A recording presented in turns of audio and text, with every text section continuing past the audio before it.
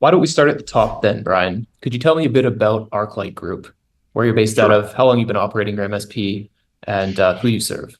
Sure. We're out of Tulsa, Oklahoma. The ArcLight Group's been around for about 17 years. I'm the founder, CEO of the company. We're at about 10 employees in our organization. We mainly serve larger companies that fall under highly regulated environments, primarily healthcare, rural hospitals, medical practices, and then just about anyone that has a high demand on security, controls, response time, rapid response and resolution. And that's how we built our company around that. We've been doing this for a while. I was an old technician from years ago, and I had an entrepreneurial seizure one day and decided, hey, I do all the IT stuff. That's the hard work. The marketing, sales, and business, that's the easy stuff. And then that, of course, didn't survive first contact, right? Yeah, started my business that if you build it, they will come is such a lie. And you don't realize it until you actually go and hang out your shingle and say, I'm in business. And so I did that. And I realized no matter how good I was at doing IT, infrastructure, all the different things that I did and all the different people I knew, it did not matter if they didn't know that I existed. And so learning the marketing, the sales, the finance, the back end operations was not an easy jump for me. And how do you beat the competition then locally? What would you say is your big differentiator? Our big differentiator is our response time. We don't use an outsourced SOC or NOC for services, support, and other things. I have nothing against those, but the companies that come to us are usually, they've already been with one of the big players. Like I said, they tend to be what most MSPs would call whales, companies with 10, $20 million in revenue or greater. When you're an MSP, that's a pretty good size client. So they've gone to the outsourced companies that have a call center, either, 200-300 people sitting in a data center that's kind of nameless, faceless, or they've got someone that's using an outsourced overseas company where they, don't work as well with them. They don't build relationship. And so they come to us and we sit down with them. We're in Tulsa. They get to talk to live people. They get to meet my team. They want that, kind of white glove experience. And that's how we serve our clients. One of the things that we get into a lot with our insurance carrier is we use one of the big names for MSPs that's out there, is they have started getting really strict on making sure that we're meeting their cyber liability attestation. And that's good. That means that we're being well protected. But what they're doing now is, because of the liability of organizations like us, MSPs, being sued by their customers when the customer doesn't buy the full security suite or they refuse security controls. The insurance companies have figured this out and they're saying, hey, you need to ask your customers to buy everything that you have. And then when they refuse, you need in writing that they refuse to buy the different security suites that you think they should have. Otherwise, you're not doing your job as a consultant and it creates liability for you.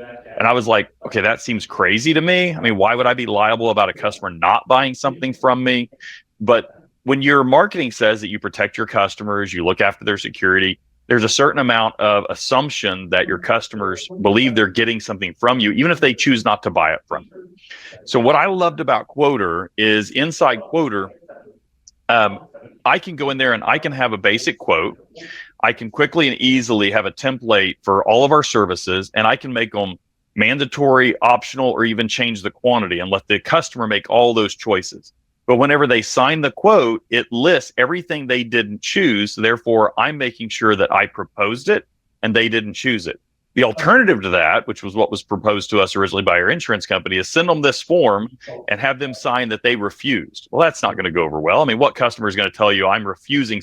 They'll tell you I don't want to buy it, but they're not going to tell you I refuse to secure my environment. That's just not good for them, right? So in this way, they're looking through it and they're just saying, oh, I don't want those things. But then when they sign, it has a list of all the things they didn't take. That's one of my favorite things about it. And when we met with our attorneys who, again, work specifically in the MSP industry, they saw what I was doing and they were like, we're going to start telling our other customers, because we have that form that we send to our clients saying, hey, have your customer sign this, so that they're saying they're refusing the security controls that you want to put in place, because that'll protect you.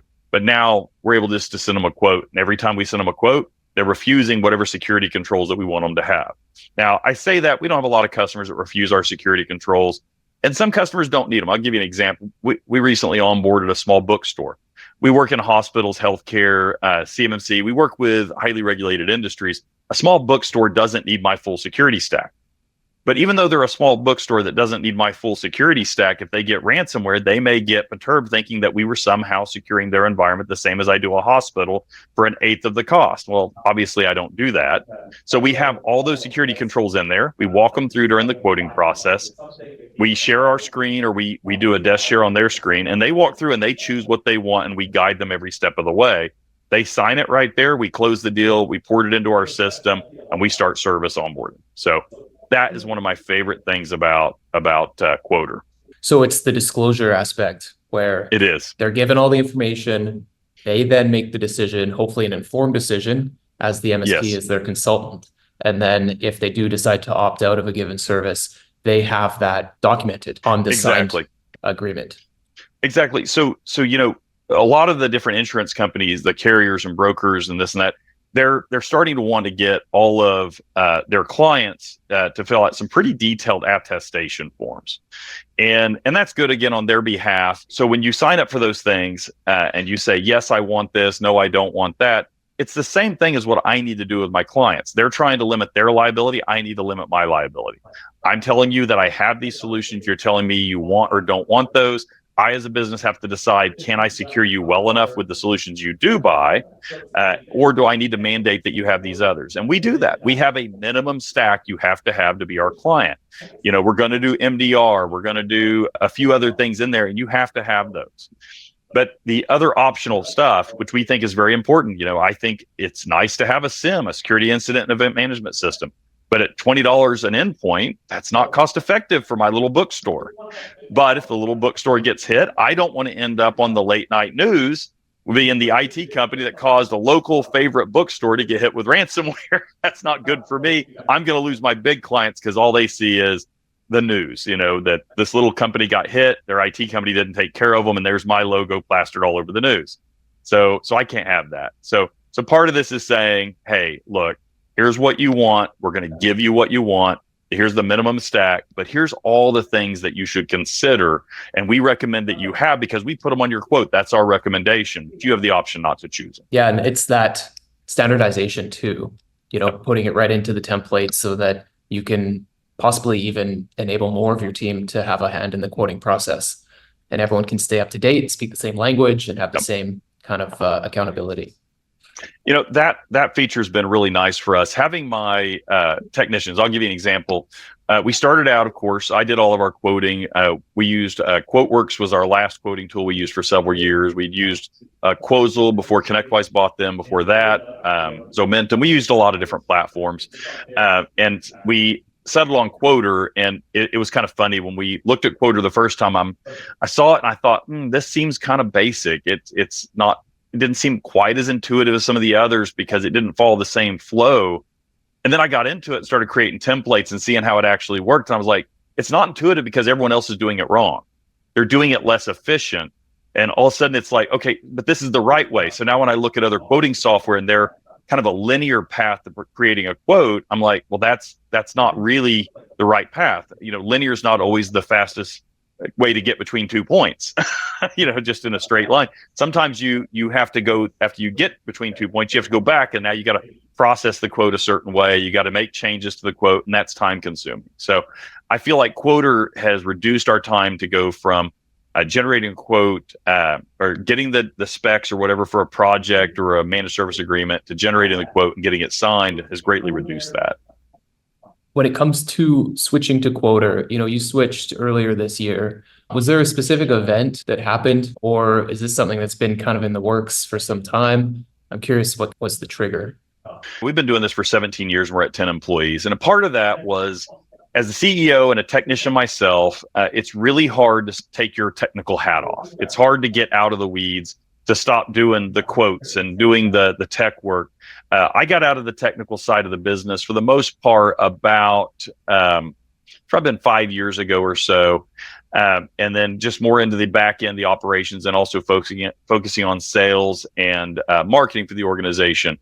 And I realized that even aspects of that should not rely entirely on me because of the type of work that I do and the interruptions to my day based on being the CEO of the company, it was harder for me to get the quotes out in a timely manner. Really, when someone asks for something, you need to get that quote in their hand as quickly as possible. And it was just getting delayed. And we lost a few opportunities because of delays on me. And as I try to take off more hats so I can focus on the things that I do really well in the business, one of them was generating quotes. And so we looked at our current quoting software and we said, it works, it's reliable, but it is application installed on my computer. It's got to be installed on multiple computers. It didn't run through a web browser. And so that was a limiting factor. And so we looked at several companies, and each one of them would have some major failure that it did not work, didn't have e-signature. One of them didn't do tax. I was shocked. I was like, what do you mean you don't do tax? It just couldn't do tax. And I was like, after we'd done onboarding, that's when I found out it couldn't do tax. We integrate Quoter with ConnectWise Manage. That's our main integration. I'm trying to think. Of course, we pull in all of our products through Synex and through Ingram Micro. Trying to think. I don't think we're using any other integrations. Yeah, payment processing, or maybe on the accounting billing side. Yeah, we use Connect Booster. Now, all of our clients are ACH auto draft. So we have a setup agreement with our clients. So they can go ahead and pay at quote time. And we use Connect Booster, which integrates with ConnectWise. We've also integrated that as a payment processor directly with Quoter. And they can go ahead and pay. Most customers just let us process it. Once it goes into our system, we generate the invoice, and we just pull those funds against their ACH on file. That's most of our agreements. But we do have some clients that they just pay it right then. They pay it straight through the quote. They sign it, pay, and the funds hit our account. We place all the orders and we move on. One of Quoter's differentiators is we offer unlimited users. So we want more people to be added into the quoting environment that would otherwise maybe not. Has that changed? Do you have more people involved in the quoting process? I do. It's funny I think that's a really good differentiator when, I've looked at all the different quoting softwares. At the end of the day, if your MSP is running with the right margin, kind of a best in class, the cost of your quoting tool is immaterial. If you're running a pretty lean, well-maintained, well-oiled machine, and we do now, it's like every MSP, we had times where we didn't, and every little expense mattered a lot more to us. What matters to me the most is that it's easy for my team to immediately be quoting.